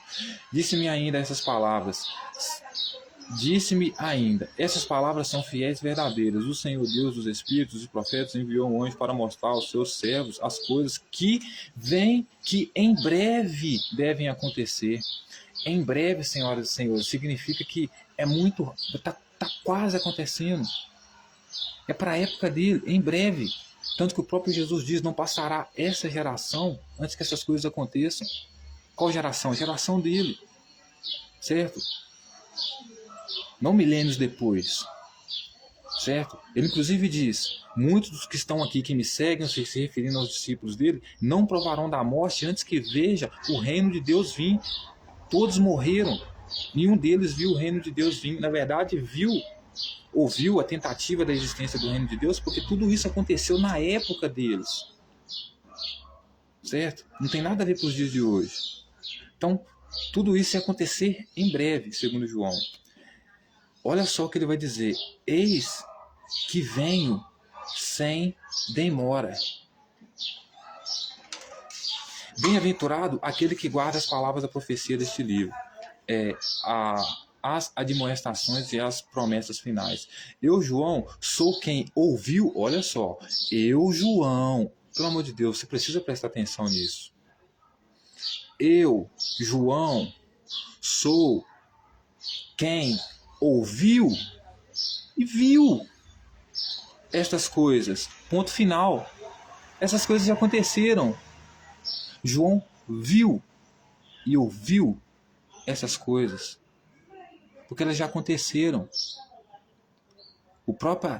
O reino dos céus que Jesus vinha trazer e toda essa matança que João está falando é tudo para a época de Jesus mesmo. Só que vai saber que tem textos aí que falam mais a respeito disso que a gente nem sabe.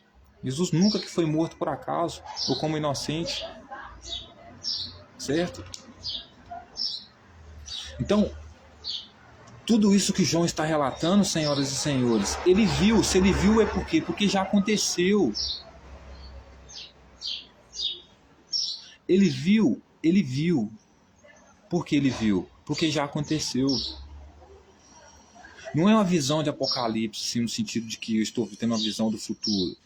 Eu estou vendo agora. É a visão que eu estou tendo. É a visão que eu estou tendo. A visão que eu estou tendo, eu estou vendo. Isso é visão. João vai dizer que ele viu e ouviu essas coisas. Então, ele viu os 144 mil seguir a besta, que era o Cristo. Certo? Ele viu o ato de não poder comprar e nem vender quem fosse aquele que não tivesse a marca da besta, que era a marca de Cristo. Tanto que Cristo fez o quê? Quando eles ainda seguiam Cristo, entrou dentro do templo e impediu que as pessoas comprassem e vendessem dentro do templo. Por quê? Porque ele dizia que ele era a casa de quem? Do pai dele. Se era a casa do pai dele, ele estava indo preparar muitas moradas para os discípulos dele, na casa do pai dele, a casa do pai dele era o templo. O que estava dizendo o texto então era que, ao impedir que as pessoas vendessem e comprassem lá, Jesus estava tomando aquele território como casa dele, porque era a casa do pai dele, para ele e para os discípulos dele. Portanto, quem poderia vender e comprar ali apenas seria os eleitos dele. Portanto, 144 mil. João disse que já viu isto. inclusive o final dele, que foi a morte por Roma. O único detalhe aqui que muda alguma coisinha é que fala que ele vem no cavalo. Na verdade, a invasão dele no templo de Jerusalém como rei dos judeus foi no jumento, não foi no cavalo.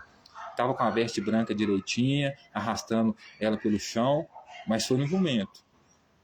Mas talvez João queria colocar ele aqui como mais especial, então, né? Mas enfim.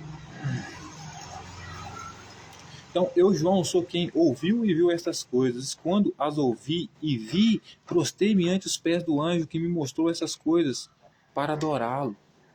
Então, seja, um anjo pode ser que seja defensor de Jesus ou defensor do movimento de Jesus ou dos fariseus, dos outros lá, levou João para que João pudesse prostrar e adorar ele, e que inclusive pudesse ver e ouvir essas coisas. Então tudo isso João já ouviu e viu, porque os anjos levaram ele para ver. E não, senhoras e senhores, anjos não é um ser diferente de mim e de você. É apenas um ser, sim, que é utilizado como a palavra anjo, né? A simbologia anjo, o arquétipo anjo, né? É o quê? É como, né, na leitura que nós fazemos aqui, né, político-religiosa, é o quê? Como soldado do rei, né? Então, soldado de Jesus, ou desse movimento, né, que pertencia a esse movimento que Jesus defendia, levou João para que João visse todas essas coisas, e João viu e ouviu. Então ele me disse, vê, não faças isso. Então ele me disse, vê, não faças isso, eu sou conservo dos teus irmãos, os profetas e dos que guardam a palavra deste livro. Adora a Deus. Disse-me ainda, não seles as palavras da profecia deste livro, porque o tempo está próximo. Certo? Então, veja bem. Aí ele vai dizer assim, não cele as palavras desse livro, porque o tempo está próximo. Né? O tempo o quê? Que João seria morto, né? Porque ele seria castigado também, porque ele seria pego. Né? Aí ele vai continuar dizendo, continue injusto, fazendo injustiça, continue imundo, ainda sendo imundo, o justo continue na prática da justiça, e o santo continue santificar-te. E eis que venho sem demora, e comigo está o galardão que tenho para retribuir a cada um segundo as tuas obras. Eu sou o alfa e o ômega, o primeiro e o último, o princípio e o fim. Então, veja bem, senhoras e senhores, para terminar aqui agora, veja que essas coisas que João relata era tanto para o tempo dele, que o anjo que levou ele para ver essas coisas falou para ele o seguinte, olha só, não cele esse livro para que você possa mostrar para as pessoas essas coisas que você está vendo aqui agora, que está acontecendo e está anotando. Por quê? Porque aquele que for injusto vai continuar injusto, aquele que for pecador vai continuar pecador. Por quê? Porque não há mais tempo, o tempo está próximo. Então o Apocalipse de João era tanto para a época dele que faltava muito pouco tempo para acontecer. Ou seja, não é que faltava muito pouco tempo para acontecer, já estava acontecendo. Ele já estava, inclusive, vivendo o Apocalipse. Certo? E a morte dele estava tão prestes a acontecer tão rápido que o anjo que pede para ele, sei lá, anotar aquilo que ele estava fazendo, pede para ele, né, não selar o livro, por quê? Porque o que é injusto deve continuar injusto, o que está fazendo injustiça, que continue fazendo injustiça, o que é imundo, que ainda continue sendo imundo, o que não faz... Por quê? Porque não vai dar tempo de santificar ninguém. Por quê? Porque as coisas vão acontecer ali naquela época, em breve, a qualquer momento, já está acontecendo inclusive. Certo? E eis que venho sem demora, e comigo está o galardão que tenho para retribuir cada um segundo as suas obras.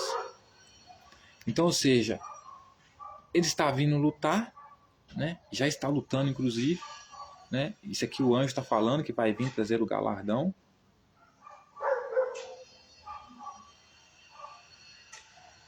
Então o anjo vai dizer para ele que não há mais tempo, né, de salvar ninguém, que ele já está vindo para retribuir cada um as suas obras, porque ele é o alfa, o ômega, o primeiro, o último, o princípio e o fim. Bem-aventurados aqueles que lavam suas vestiduras no sangue do Cordeiro, para que lhes assista o direito da árvore da vida, entram na cidade pelas portas. Pois ficam os cães, porque ele vai dizer, fora ficam os cães, feiticeiros, os impuros, os assassinos, os idólatras e todos aquele que ama a prática, que ama e pratica mentira. Eu, Jesus, enviei o meu anjo para vos certificar essas coisas às igrejas. Eu sou a raiz, a geração de Davi, a brilhante estrela da manhã.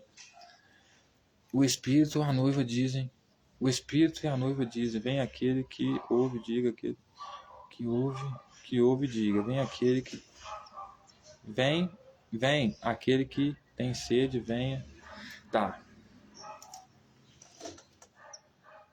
Enfim, então para terminar, senhoras e senhores, a batalha ali está sendo tão louca, o apocalipse está acontecendo ali de forma tão louca, que João está testemunhando tudo, vendo toda aquela merda acontecer, né? E o que acontece, senhoras e senhores? Ele vê aquela merda toda acontecer, né? E vê o anjo falando para ele que o reino dos céus, caso venha existir, porque não veio existir, não entraria idólatras, ladrões, assassinos, homossexuais, nada disso entraria, né? Inclusive, né, eles podem matar os outros, né? Mas os outros, quando matam eles, estão errados, né? Então, enfim, o texto de João vai terminar dizendo que o anjo foi enviado por Jesus, não foi nem Jesus mesmo que foi falar com João, né? Foi o anjo que foi enviado por Jesus, né? Então, eu, Jesus, enviei o meu anjo para vos testificar estas coisas à igreja. Então, enviou o anjo para que o anjo pudesse testificar, enviou o anjo para que eles pudessem testificar estas coisas à igreja. Então, assim, para que eles pudessem falar todas essas coisas para a igreja que aconteceu com Jesus. Como foi o Apocalipse, como foi, né, o movimento de Jesus, como ele agiu, como ele se comportava. Então, todas as igrejas deveriam saber disso. Por isso que até hoje os judeus não aceitam Jesus. Por que não aceitam Jesus? Porque o consideram picareta, consideram mentiroso, enganador, né? Não consideram que ele é um judeu sério, né? E na sua época também não consideravam, né? Ele não era uma pessoa boa, né? Ele era uma pessoa má. Ele matava todos os seus adversários, como o Apocalipse de João aqui descreve, né? Então ele não foi morto como inocente, embora quisesse tentar fazer ele se passar por inocente, mas alguém deixou um livro de Apocalipse aqui que descreve muito bem o cenário dele na época de Jesus. Então Jesus não era um cara radical, extremista, muito ruim, ditador, como todo líder de extrema direita é. Ou você segue o que ele está falando ou ele te mata. Então, senhoras e senhores, como eu sempre digo, Jesus, como qualquer líder de extrema direita, não é um exemplo a ser seguido. E todos os outros. Então, termino essa mensagem no dia de hoje. Como sempre digo, prender esses líderes de extrema direita que se colocam como líderes, que fodem com a vida de toda a população, é honra para nós. Portanto, é honra prender o Messias dos dias atuais, que é o Jair Messias Bolsonaro, o Cristo dos dias atuais, que inclusive vem aqui apenas para quê? Para incitar pessoas a ir contra as autoridades legítimas, incitando um exército de pessoas, de 144 mil virgens, pessoas que poderiam estar transando ao invés de comprar a briga que não é delas, né? A espalhar o caos por onde vivem. Não para elas apenas, mas para outras pessoas. Então nós temos o dever, como fariseus, como Saturno, como Senhor da sabedoria, Senhor do tempo, da interpretação, conter essas pessoas. E sim, estamos sim acima da lei, sim, porque imbecis como vocês propõem leis imbecis, nós temos que ter autoridade legítima para rasgar essas leis, certo? Porque as leis não estão acima de humanos, da vida humana, da dignidade humana. Uma coisa, como no tempo de Jesus, é você apoiar a circuncisão, porque você está cortando a pele do seu pau. A outra coisa é você apoiar a morte de mulher adulta. né? Porque isso para mim é misoginia, certo? Então Jesus, ele até colhia paus no sábado, tentando se mostrar que era bom, quebrando a lei, né? Mas ao mesmo tempo punia as pessoas que ele considerava adúltera, como a mulher adúltera. Se ele diz para ela ir não pecar mais, porque se ela pecasse ele ia condená-la, coisa que ele queria ter feito, mas não fez porque não tinha autoridade para fazer. Autoridade legítima, de verdade, né?